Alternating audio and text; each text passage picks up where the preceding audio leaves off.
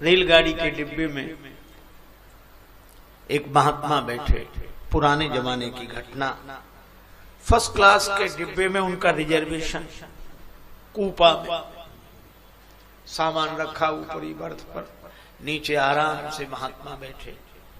अगले स्टेशन पर ट्रेन रुकी, वहां एक सेठ जी चढ़े, उनके पास भी उतना ही सामान उन्होंने रखवाया, बैठ गए।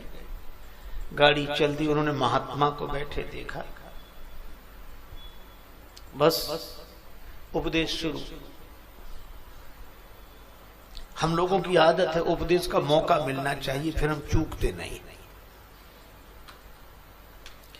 कहना शुरू किया, कलयुग आ गया, कलयुग आ गया, साधुओं को फर्स्ट क्लास, इन्हें जरूरत क्या है? अरे बैठे कहीं एकांत भजन करें, फिर उतने ही सामान इनके पास, उतने ही हमारे पास।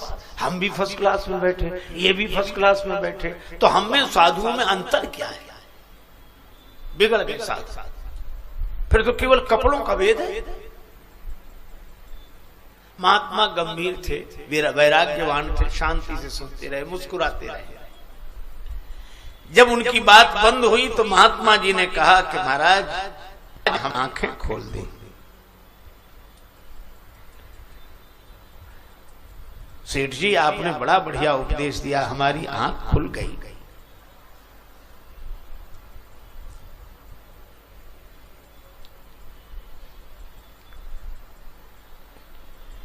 जय हो, जय हो, बैठे बैठे। आज हमारी आंख खुल गई। तो सेठ जी मुस्कुराकर बोले कि उपदेश से तो आंख खुलती है। महात्मा जी ने कहा आप ठीक कह रहे हैं, हम में आप में कोई अंतर नहीं। मित्रता होगा। अगले स्टेशन पर गाड़ी खड़ी हुई कि चलो थोड़ा नीचे घूम आवे, नीचे थोड़ा घूमे आवे। वो बोला साहब हमारा सामान रखा है। सेठ जी बोले हमारा सामान रखा। महात्मा बोले हमारा भी रखा है, और उतना ही रखा है जितना तुम्हारा है। चलो गए, प्लेटफार्म पर बैठे, इधर उधर की बातें हुई, जल पिया, एक बेंच पर बैठ गए, चर्चा होने लगी। इतने में गाड़ी के चलने का समय हुआ। गार्ड ने झंडी दिखाई, सीटी बजाई, और जो गाड़ी चलने को ही सेठ जी को महाराज गाड़ी जा रही, गाड़ी जा रही। महात्मा बोले स्टेशन है तो जाती रहती गाड़ियां, प्लेटफार्म जाने जाने, बैठो आराम से।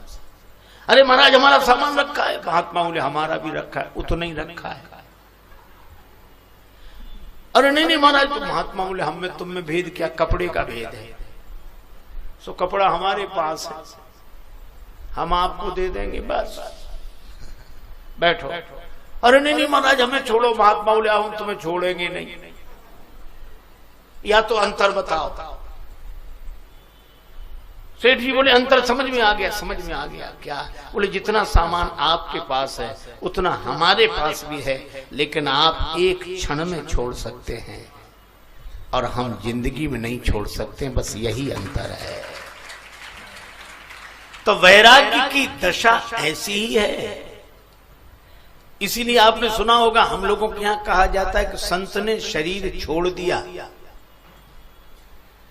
संत ही शरीर छोड़ सकते हैं, वे तो शरीर को छोड़े ही हुए हैं। हम लोग शरीर नहीं छोड़ते, हमसे तो छुड़ा लिया जाता है। अच्छा हम लोग भगवान के नोटिस स्वीकार नहीं करते, भगवान नोटिस भेजते हैं। बाल सफेद हो गए, माने अब तैयारी करो। भगवान ने बाल सफेद किए, ये भगवान से कहता कि तुम खूब बाल सफेद करो, हम काले करा लेंगे। नोटिस को स्वीकार नहीं किया। नेत्र ज्योति कमजोर हुई, बोले खूब करो, हम चश्मा लगवा लेंगे। कान की आवाज कम सुनाई पड़ने लगी, कान से आवाज, तो का कोई बात नहीं, मशीन लगवा लेंगे। दांत गिरे, बोले हम बत्ती लगवा लेंगे। भगवान ने कहा ये कोई नोटिस स्वीकार करके सावधान नहीं हो रहा है तो मौत को भेजते हैं। मौत एक तमाचा मारती है और शरीर छुड़ा लेती है। तो हमसे शरीर छुड़ाया जाता है और संत शरीर छोड़ देते हैं। और इसीलिए मैं कहता हूं कि बर्खास्त होने से इस्तीफा दे देना अच्छा है।